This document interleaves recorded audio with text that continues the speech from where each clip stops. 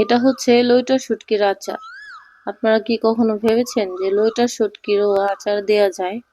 আচার দিয়ে বছর জুড়ে সংরক্ষণ করে রেখে খাওয়া যায়। তো এই মজাদার লোভনীয় লইট্টা শুটকির আচারটা আমি কিভাবে বানাইছি চলেন দেখে আসি। আসসালামু আলাইকুম, welcome to my channel Muskan kitchen and garden valley. নতুন বছরের সবাইকেই শুভেচ্ছা। তো সবাই আশা করি ভালোই আছেন। এখন আমি তাওয়ার মধ্যে কিছু গোটা পাঁচফোড়ন ভেজে নিব। পাঁচফোড়নটা হালকা আজে বাদামি করে ভেজে নিব। পাঁচফোড়নটা ভাজা হয়ে গেলে এখন এটাকে ব্লেন্ডারের জারে দিয়ে ফাঁকি করে নিব। এখন আমি প্রায় এক পার মতো লইট্টা শুটকি নিয়ে নিছি। এখন এগুলাকে কেটে নিব। আমি যে প্রসেসে কেটে নিতেছি ঠিক এই প্রসেসেই আপনারাও কেটে নেবেন ছোট ছোট করে। দেখতেই পাচ্ছেন আমি কিভাবে কেটে নিতেছি। এখন সবগুলো লইট্টা শুটকি আমার কাটা হয়ে গেছে, দেখতেই পাচ্ছেন। এখন এই লইট্টা শুটকিগুলো তার মধ্যে দিয়ে হালকা আজে ভেজে নিব যতক্ষণ না বাদামি হয়ে যায়। তো এই লইট্টা শুটকিটা যখন দেখবো যে বাদামি হয়ে গেছে তখনই আমি নামিয়ে নিব, জালটা বন্ধ করে নামিয়ে নিব। নামিয়ে একটা বাটিতে ঢেলে নিব। এখন পানি দিয়ে হাতের সাহায্যে ভালো করে কচলে কচলে ধুয়ে নিব। ধোয়া শেষ হয়ে গেলে আমি 5 মিনিটের জন্য এটাকে পানি দিয়ে ভিজিয়ে রাখবো। এদিকে আমি সরিষাগুলো ভিজিয়ে রাখছিলাম। এখানে 2 চামচ সরিষা আছে।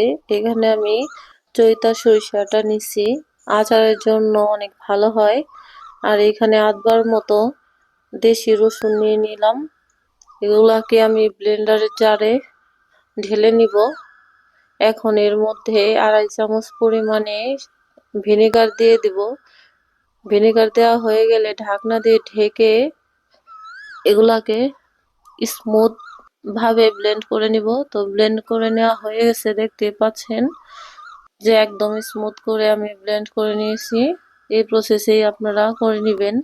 এখন একটা ছেঁচনির সাহায্যে ওইটা শুটকিগুলো উঠিয়ে ছেঁচনিতে নিয়ে নিছি। এগুলাকে আধা আধা করে থেতলে নিব।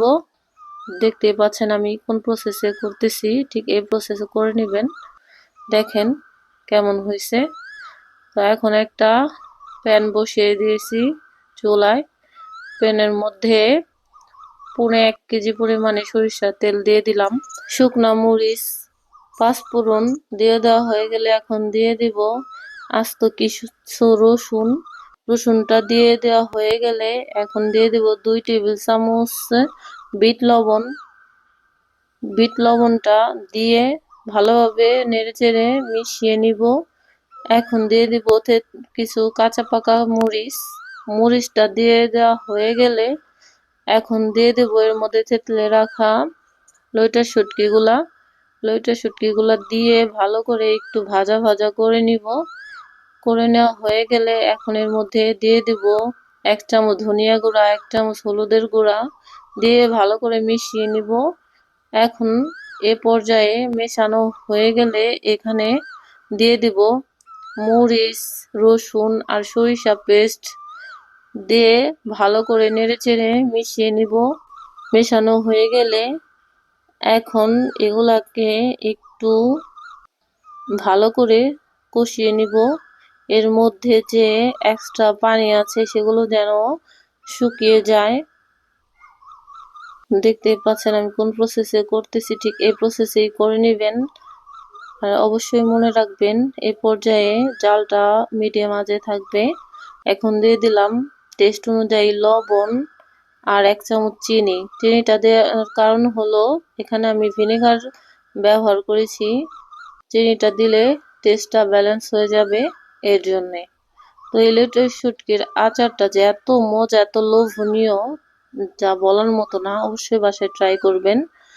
এখন এটাকে কষানো হয়ে গেছে ভালো করে। এর মধ্যে আমি এখন দিয়ে দিব 3টা বোম্বাই মরিচ। দেখতে পাচ্ছেন আমি কোন প্রসেসে কেটে নিতেছি। তো এই প্রসেসেই আপনারা দিয়ে দিবেন।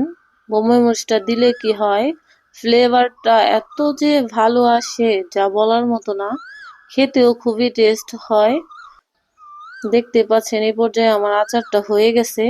মনে হয়েছিল যে আচারটায় তেল কম হয়েছে, পরে আমি গরম করে ঠান্ডা করে আবার এর মধ্যে আমি তেল দিয়ে দিছি, যেহেতু এটা আচার আপনারাও দিয়ে নিবেন। তো যদি আমার ভিডিওটা ভালো লেগে থাকে অবশ্যই আমার ভিডিওতে লাইক, কমেন্ট এবং ফলো দিয়ে আমার পাশেই থাকবেন। আর পরবর্তী ভিডিও দেখার আমন্ত্রণ রইল। আজকে এ পর্যন্তই। সবাই ভালো থাকবেন, সুস্থ থাকবেন। আল্লাহ হাফেজ।